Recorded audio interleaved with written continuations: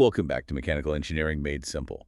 Uh, have you ever wondered why, smooth, visually transparent ice behaves exactly like a lump of pitch black coal when you look at it through the lens of This thermodynamics? is wild to think about. Right. Or, why a perfectly polished piece of aluminum might actually be your worst enemy if you're trying to keep a satellite from melting down in orbit.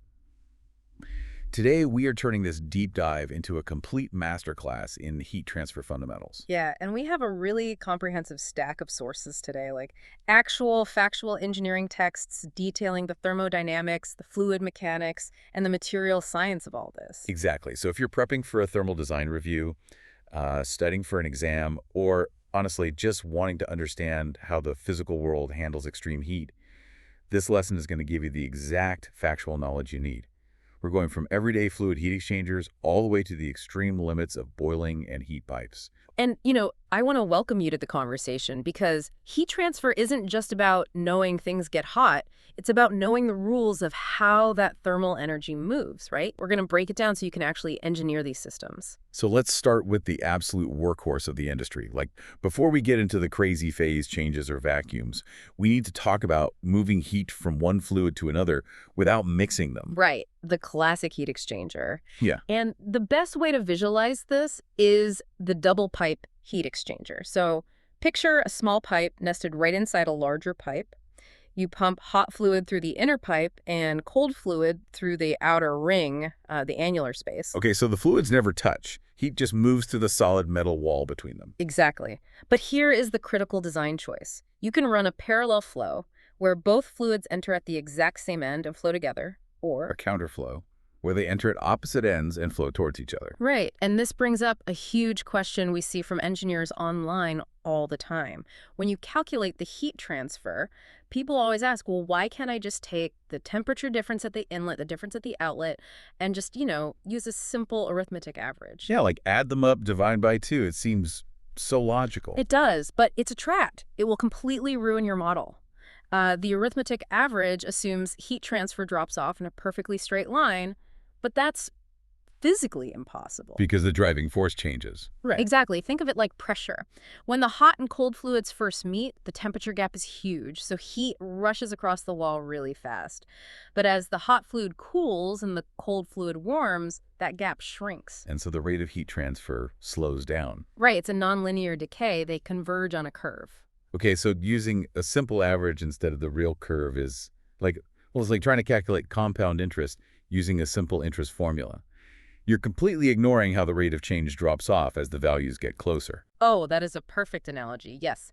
If you use a simple average, you lose the physical reality. So engineers use what's called the log mean temperature difference, or LMTD. And how does that look mathematically? Well, the base formula is Q equals U times A times delta T sub M, where Q is the total heat transfer rate, U is the overall heat transfer coefficient, and A is the area. And that delta T sub M, that's our LMTD. Right. And you find it by taking the difference between the two temperature gaps at each end and dividing that by the natural logarithm of their ratio.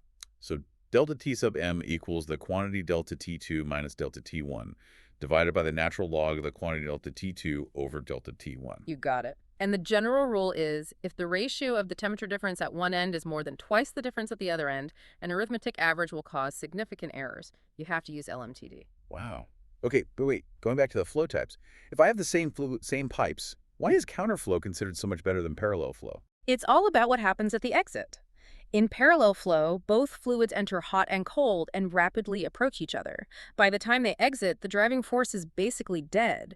The cold fluid can literally never get hotter than the hot fluid's exit temperature. Because they're just coasting together at the end. Exactly. But counterflow flips the script. The cold fluid enters where the hot fluid is exiting. As it flows down the pipe, it's constantly moving toward the hottest part of the system. Oh, I see. So the cold fluid is always getting blasted by a hotter section of pipe. Yes. By the time it exits, it's hitting the absolute maximum temperature of the incoming hot fluid. It extracts way more energy. So you're basically keeping the pressure on the gas pedals for the entire length of the pipe instead of just coasting to a stop. That's exactly it. That makes total sense. But, okay, fluids need a pipe, right? A physical medium. What happens when we strip all of that away? Let's move out of the pipes and talk about radiation. Oh, this is where it gets fun. Conduction and convection need matter molecules physically bumping. Radiation doesn't. It travels via photons, electromagnetic waves. So it can travel through a total vacuum. Exactly. And the baseline concept here is the black body. Right, the perfect absorber. Right. A perfect black body absorbs 100% of incident radiant energy. And thermodynamically, if it's the perfect absorber, it's also the perfect diffuse emitter. And we calculate that using the Stefan Boltzmann law, right? Yeah. Where the rate of radiation is proportional to the absolute temperature raised to the fourth power. So E sub B equals sigma times T to the fourth power. Yes, and that fourth power is critical. It's an explosive curve.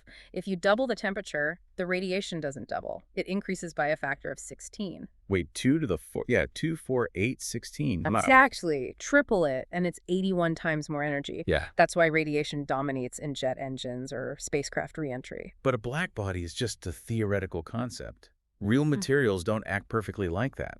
No, they don't. We use a property called emissivity to compare real materials to a black body. A perfect black body has an emissivity of 1.0. And real things are less than 1. Right. And it's highly dependent on the surface. Take highly polished aluminum. Its normal total emissivity is just 0.038 to 0.06. It barely radiates. It holds on to the heat. Yes.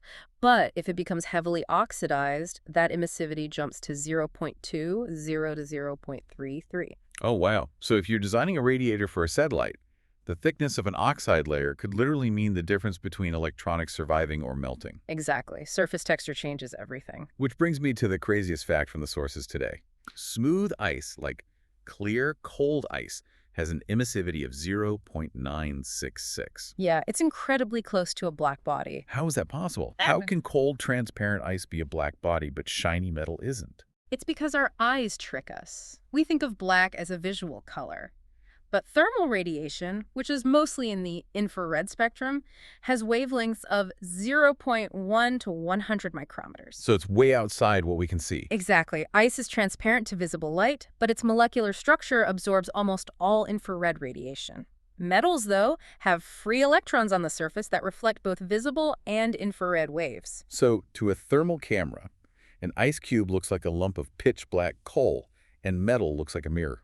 Perfectly said. Okay, let's take all this heat and pump it into a fluid until it physically changes state. Let's push into boiling and condensation.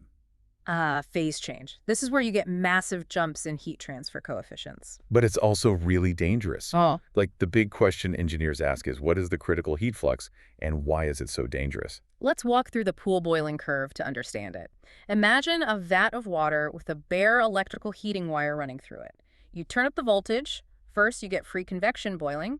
The water just gently circulates. But push it hotter, and you enter nucleate boiling. Bubbles form on tiny microscopic pits on the wire. And this is the sweet spot for engineers, right? It is. The bubbles grow, snap off, and violently churn the fluid. They destroy the stagnant boundary layer of water around the wire, pulling cold fluid right to the hot surface. So you get huge heat transfer with very little temperature difference. Exactly. But you can't push it forever. Eventually, you hit the burnout point or the Leidenfrost point. This is the critical heat flux. And what happens if you go past it? Disaster. The bubbles form so fast they merge into a continuous vapor film cloaking the wire.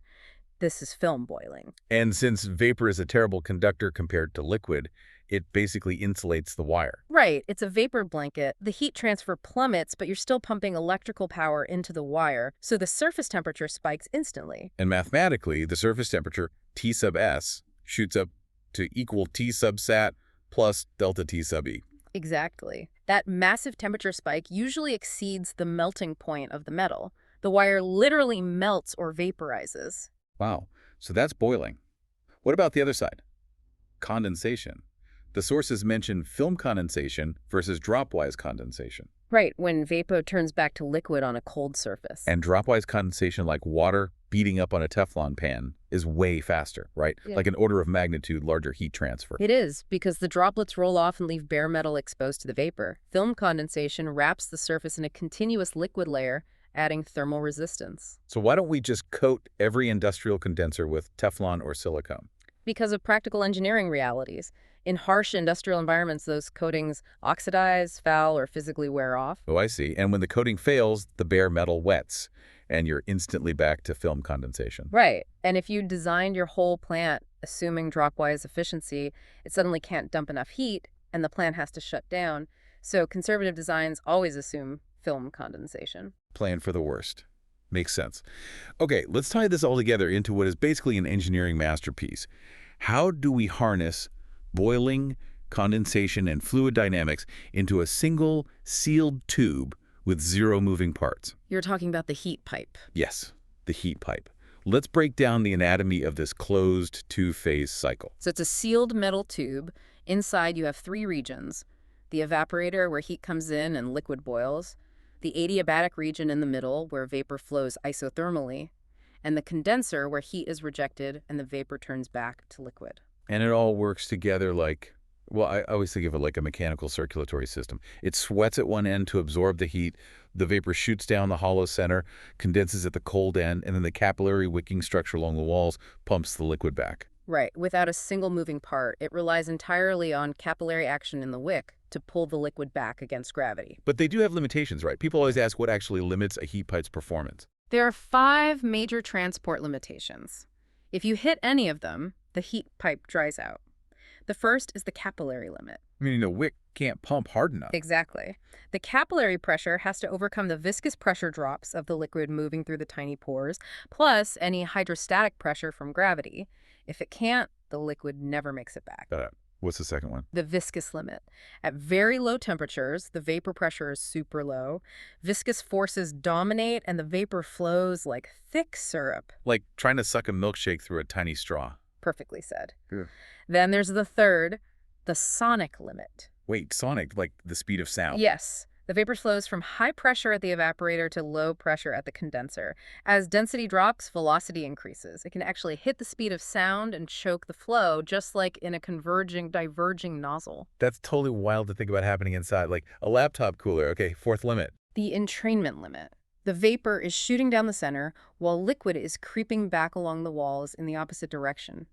If the vapor moves too fast, the shear forces literally tear droplets right out of the wick and blow them back to the condenser.